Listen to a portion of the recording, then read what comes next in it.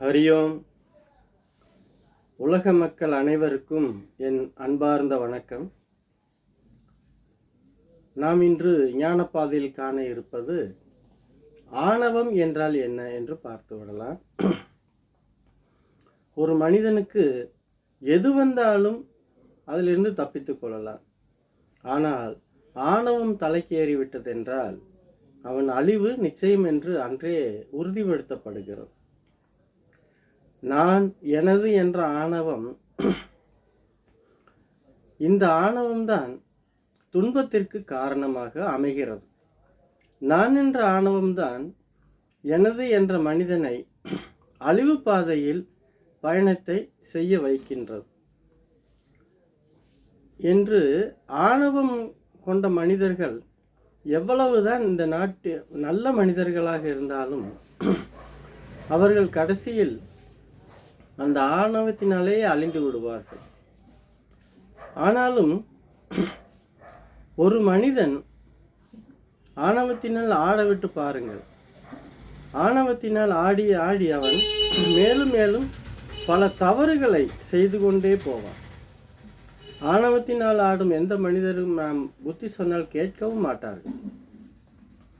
அவர்களை ஆடவிட்டு பாருங்கள். அவர்கள் ஆடி ஆடி அவர்களே பெரும் பாவத்தை சேர்த்து தானாகவே அழிந்து போய் விடுவார்கள். நாம் ராமாயணத்திலும் மகாபாரதத்திலும் பார்க்கின்றோம். ராவணனை விட ஆணவத்தில் ஆடியவர்கள் யாரும் இல்லை. சகுனியை போல் ஆணவத்தில் ஆடியவர்கள் யாரும் இல்லை. துரியோதனனை போல் ஆணவத்தில் ஆடியது யாரும் இல்லை.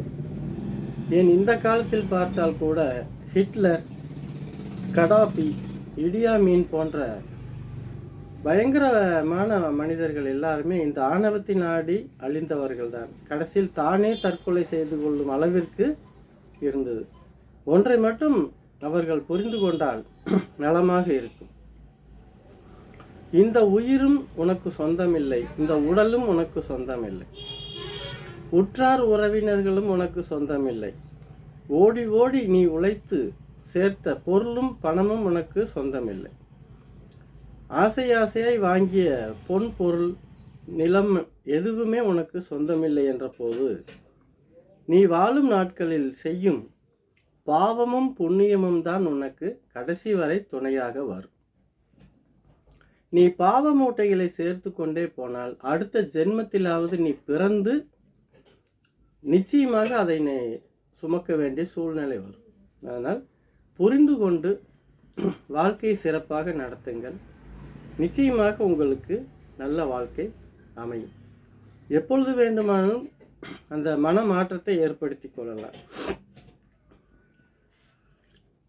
இந்த காணொளி உங்களுக்கு பிடித்திருந்தால் மற்றவர்களுக்கும் பகிருங்கள்.